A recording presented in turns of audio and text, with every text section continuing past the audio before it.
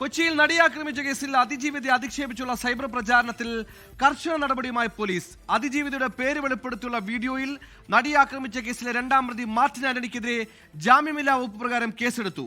IT നിയമപ്രകാരം Thrissur cyber പോലീസാണ് case register ചെയ്തത്. അന്വേഷണം ക്രൈംബ്രാഞ്ചിന് കൈമാറിയിട്ടുണ്ട്. സംഭവത്തിന് പിന്നിൽ, വീഡിയോ പ്രചരിപ്പിച്ചതിന് പിന്നിൽ ഗൂഢാലോചനയുണ്ടെന്നാണ് പ്രധാനമായും അന്വേഷിക്കുന്നത്.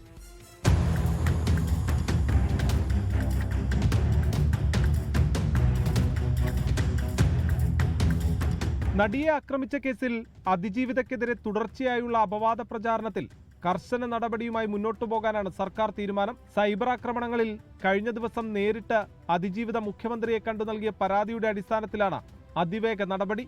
സാമൂഹ്യ മാധ്യമങ്ങളിലൂടെ അപകീർത്തി പരാമർശങ്ങളടങ്ങുന്ന വീഡിയോ പ്രചരിപ്പിച്ച നടിയെ ആക്രമിച്ച കേസിലെ രണ്ടാം പ്രതി മാർട്ടിൻ അടക്കമുള്ളവർക്കെതിരെ ജാമ്യമില്ലാ കുറ്റം ചുമത്തി കേസെടുത്തു. ഇൻവെസ്റ്റിഗേഷൻ ഒരു സ്പെഷ്യൽ സംഘത്തെ നമ്മൾ നിയമിച്ചിട്ട് ഒരു ഇംപാർഷ്യലും പ്രോപ്പർ ഇൻവെസ്റ്റിഗേഷൻ നടക്കാൻ പോവുകയാണ്.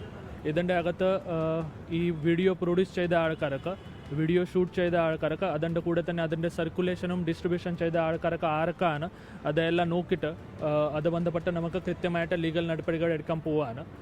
ഇതിൻ്റെ കൂടെ തന്നെ നമുക്ക് ഇതുവരെ 130ന്റെ മേളിൽ ലിങ്ക്സ് ടേക്ക് ഡൗൺ ചെയ്യാൻ വേണ്ടി റിക്വസ്റ്റ് കൊടുത്തിട്ടുണ്ട്. തൃശൂർ സൈബർ പോലീസിൽ രജിസ്റ്റർ ചെയ്ത കേസിന്റെ അന്വേഷണം ജില്ലാ ക്രൈംബ്രാഞ്ചിന് കൈമാറി. സാമൂഹ്യ മാധ്യമങ്ങളിലൂടെ പ്രചരിച്ച വീഡിയോകളും അപവാദ പ്രചാരണങ്ങളും ഒഴിവാക്കാൻ അന്വേഷണ സംഘം ഇതിനോടകം തന്നെ യൂട്യൂബ്, ഫേസ്ബുക്ക്, ഇൻസ്റ്റഗ്രാം അധികൃതർക്ക് നോട്ടീസ് നൽകി. സാമൂഹ്യ മാധ്യമങ്ങളിൽ നിന്നും അതിജീവിതയെ അപകീർത്തിപ്പെടുത്തുന്ന ലിങ്കുകൾ റിമൂവ് ചെയ്യണമെന്ന് കാട്ടി 27 പേർക്കും നോട്ടീസ് നൽകിയിട്ടുണ്ട്. 24 തൃശൂർ.